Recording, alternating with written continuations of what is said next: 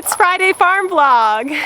Welcome back, or if you're new here, this is Just One More Story Farm, and today we're taking you on a tour of our farm and let you know what's been going on this week and what's to come. Come along. Our 18-day compost pile actually worked. It stayed hot for a full 17 days. By day 18 it had just dipped under that 130-degree mark that we were trying to stay above, and I couldn't believe it. 17 days of a hot compost pile, and it's right behind me. Come check out what it ended up looking like after 18 full days. You ready to take a peek?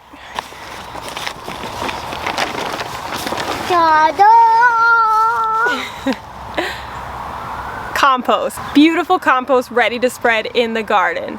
Now, we could certainly sift this through and only take the fine compost, but we're going to use all of it because eventually every little bit will break down. But what we've got here we can use, and it'll make great fertilizer for our garden. In the past, I've done the 3-pallet bin system where I've put in manure and shavings and hay from the goats and chickens, and I've let that sit with some food waste and water and some turning, but not nearly as much turning as I've done with this pile. And overall that would take like almost a year for that to actually break down. And the breakdown would actually look similar to what this looks like here. So I'm getting comparable compost piles, just instead of taking a year, this took 18 days. So I really like this method. It was more work because we had to flip the file every 2 days and build it up into a tunnel system, but it works really well. And we are now starting the next compost pile. Right over here, we've got the tunnel ready to go. We've started accumulating our piles of shavings and manure, our grass clippings, and we're going to be cleaning out the chick coop and the goat shed and using all of that manure and hay and shavings, and we're going to be stacking this up like lasagna and getting the next compost pile ready, because this will be used for the garden to spread as much as possible on this garden.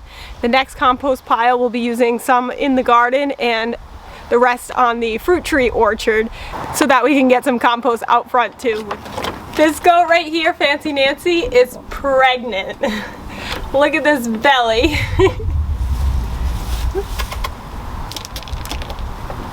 The way that we know that she's pregnant though is because she's developing an udder that is getting bigger and bigger by the day. Hey! Let me show you.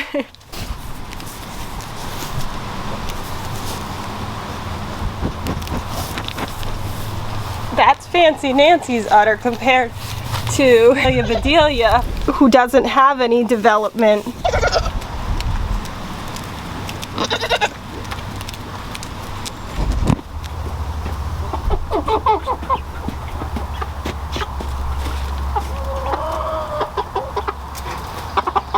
The chicks are getting big.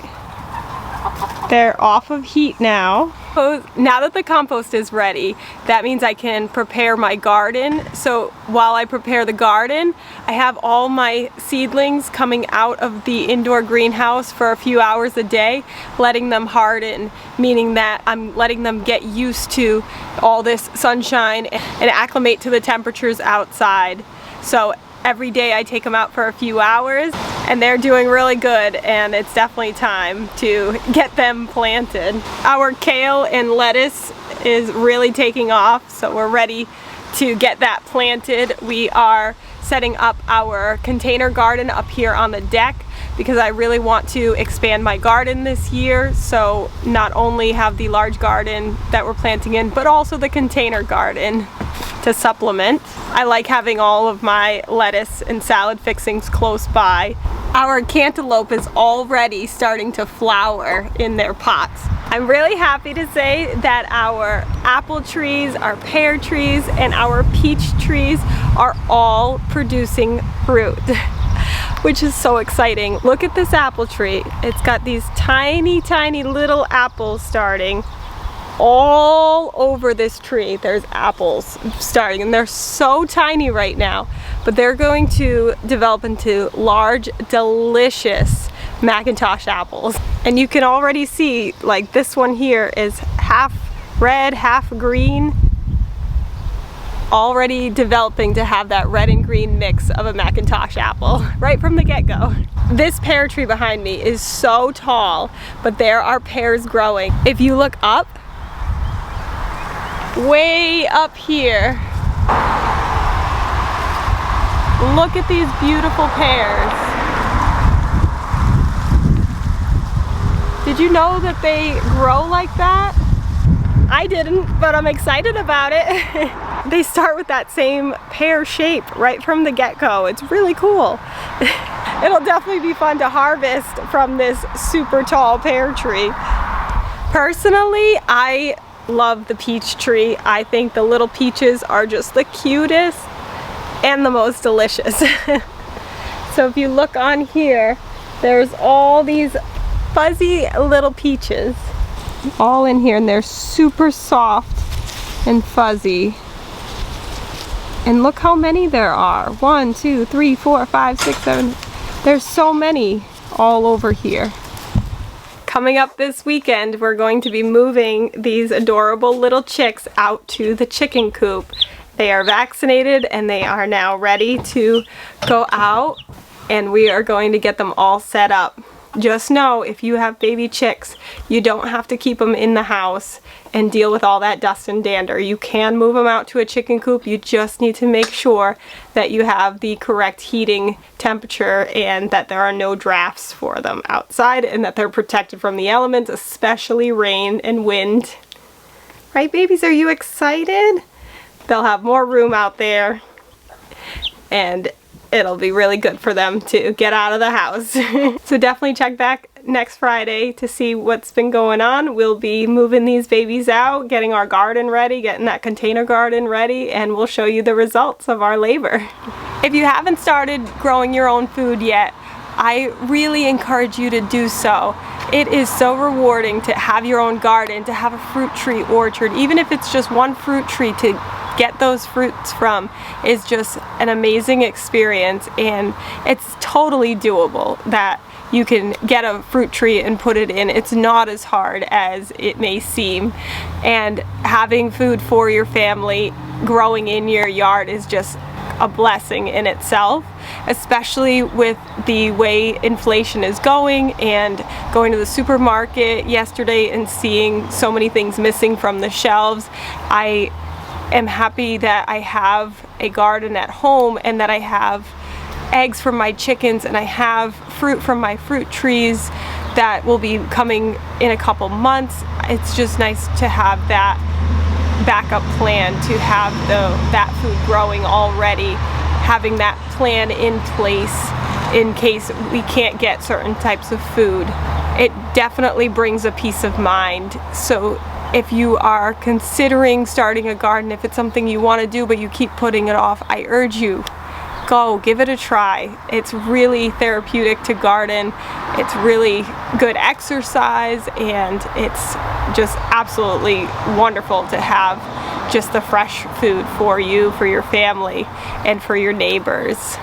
Because once you start with a garden, every year that I've gardened, I've always had more than what we need for the family, and it's wonderful to be able to share it with family and friends and neighbors, to be able to provide your hard work, your labor. It all pays off in the dividends of food. And just know that even if you don't have acreage to build a garden on, container gardens are great too. Having one right on your back porch, or a indoor greenhouse like I have in the house as well. You can grow lots of salads and greens right in a greenhouse inside your house. It's a small investment to be able to get started, and a lot of stuff you can find for free just going online and looking for things people are giving away for free. I personally love to look on Craigslist and pick up pots and any plants people are giving away, gardening tools, anything that I can get that's usable, that is for free, that someone's no longer using. It's something that I like to pick up and grab, and it will get well utilized here at Just One More Story Farm. So just know that if you look, even if you're driving down the road, people put stuff out all the time. I'm very fortunate in my area that people are very willing to give away free things on the side of the road that they're no longer using, and it's really great. Oh, for instance, let me just show you. Just the other day, somebody put on Craigslist a free tool shed that they were giving away, a Rubbermaid tool shed, and I went and I picked it up, and now I can keep my gardening tools in there, and it's amazing. I haven't had a tool shed like that in a long time because I took the shed we were using as our garden tool shed and I turned that into a chicken coop. So we've been without one for a while, and seeing that free, I went and I scooped that right up, and I'm so happy that I did. Happy Friday, everybody. If you'd like to check out some more videos, we have plenty more videos about chickens, goats, and gardening. Definitely feel free to check those out. 1, 2, 1, 2, 3, 4. Now you're learning to farm like me. There is so much more to see. If you're planning on heading elsewhere, Bangor, yeah, yeah, yeah. This really is the place to be.